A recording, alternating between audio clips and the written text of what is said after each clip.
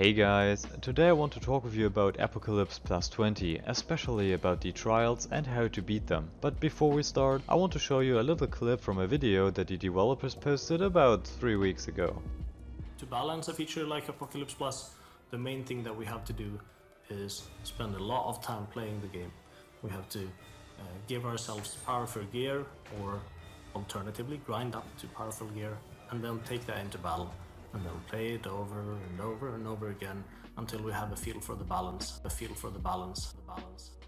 Now they've said they spent a lot of time playing the game until they got a feel for the balance. And if you followed my guide to get to Apocalypse +20 really fast, you will have noticed how unrealistically powerful enemies get in trials on Apocalypse +20. In the background you can see footage of me trying out various different builds, but ended up dying over and over again without beating the trial once. I don't know which game they've been playing to get a feel for the balance, but it wasn't Minecraft Dungeons for sure. There is nearly no viable build out there that is able to beat Apocalypse +20 trials consistently, and that is also why I delayed this video for another week. I wanted to see if any other consistent builds surface. Sadly, there have been none. For example, I've seen builds using Dynamo and Deflect to get through this, but it's very inconsistent on normal Apocalypse +20 already, and these builds are struggling even more on trials. Another build I saw people use was a Wither armor build with a cursed axe. Now I tried that myself and it works great in the cow level, but outside of that it didn't really got me far as well. Now of course you could still use the speedrun gear with the pickaxe, try and run until you have to fight, and then cheese the enemies with the slight knockback from the shockwave enchant. But that also isn't good enough to beat most levels consistently. Now I found only one very specific build that was able to beat levels consistently. I found this build when I started using the most broken build from my top 3 most broken builds video.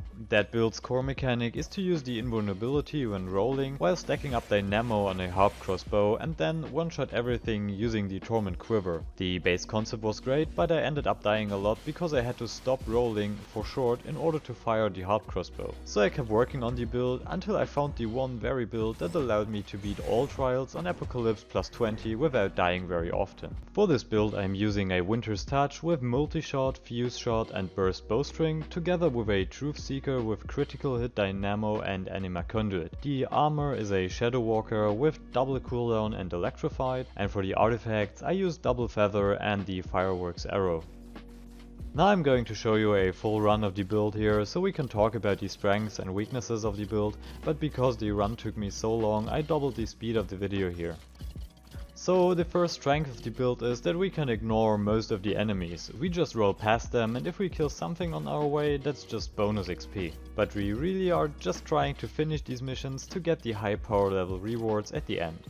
Also, as you can see, I'm just randomly using the fireworks arrow to kill groups of enemies or stronger enchanted enemies. You can and should use your fireworks as often as you can, as this is going to save you arrows, and that is especially important on longer maps. You can also see that I'm not dying. Due to the invulnerability and because I never have to stop rolling, I won't die unless I get caught by a spider's web or hit by a knockback effect. And that is where we also talk about the build's only weaknesses. As soon as something prevents you from rolling, you are instantly dead most of the time. Also, narrow passages where you can roll over and drop out of the map can be problematic sometimes. For example in Obsidian Pinnacle. God, I hate that map. But as you can see, apart from that, the build works very solid and consistently. For extra damage versus bosses, we have Dynamo on the Truth Seeker, and that is the whole build. Now of course, you will die sometimes, but I can say that with this build I'm able to beat most trials on the first try, and basically all of them on the second or third try at least. Now this build does not need to be played this way. In fact, you can change a couple of things and the build might be even stronger. If you look at this clip here from Lord Force, you can see a variant with Torment Quiver and a Winter's Touch with Dynamo. Also he's using a mystery armor that gives both invulnerability and ghost form. with electrified and fire trail as enchantments.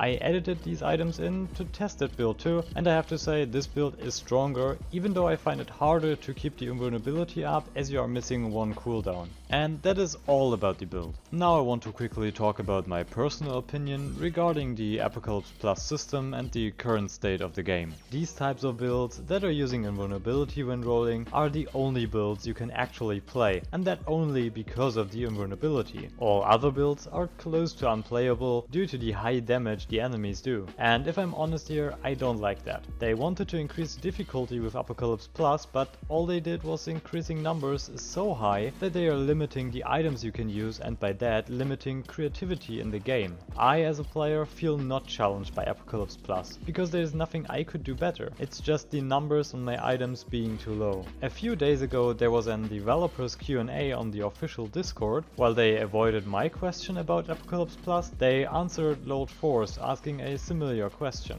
And Mens Olsen, the man from the clip I showed you in the beginning, said, "We are encouraging people to play highly optimized builds and to try their very hardest." Now let's be honest here, I feel they are out of touch with their own game. The current state of Apocalypse Plus isn't fun. I'm not trying my hardest, I'm spamming rolls to not die. And you could say yes, this build is very optimized, but no matter how much you optimize a different build, the different builds are not going to do well in Apocalypse Plus 20 trials, simply because you die in 2 to 3 hits. Now because I really like the game and I want you guys to still play the game and have fun with it too, I'm giving you this build so you can play and beat even the hardest difficulty. But if you feel the same way as I do about Apocalypse Plus, then please reach out to the developers and give them feedback. There are other ways to increase difficulty than just increasing numbers. Challenging the player to find the right moment to attack by temporarily disabling thorns or deflect. Forcing the player to use movement by creating harmful effects on the ground so that the player has to actually consider where he is positioning himself in the room he's fighting in. The Heart of Ender boss fight is a perfect example for exactly that. Or high damage attacks that are well telegraphed so I can dodge them, just like the attacks from the Mushroom or Redstone monstrosity. These are just examples for how you can increase the difficulty in a game without just ramping up numbers to a point where it's just a matter of the best equipment. To finish this video, I just want to show you how much out of reason Apocalypse Plus is. For that I gave myself a power 211 wither armor. Why 211? Because that's how far an armor can currently go. If you get an armor that is any higher, like this 491 armor here, you can see that they still have the same HP. Now just watch how much damage I take from enemies in Obsidian Pinnacle on just Apocalypse Plus 20 with no trial on it.